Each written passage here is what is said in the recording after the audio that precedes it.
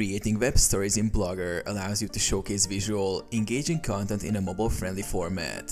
Here's how to create web stories on Blogger. Enable Web Stories feature. Blogger doesn't natively support web stories, but you can use third-party tools to create them. The most popular tool is Google Web Stories, a WordPress plugin that can also be used in Blogger.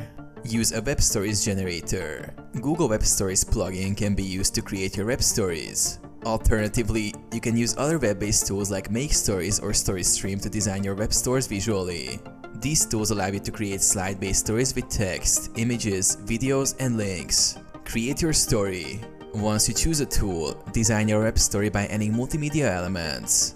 Arrange them into a sequence to create an interactive, story-like experience. Embed the web story in Blogger. After creating the web story, most tools will provide an embed code or link. Go to your Blogger dashboard, create a new post, and then use the Insert HTML option to paste the embed code directly into the post.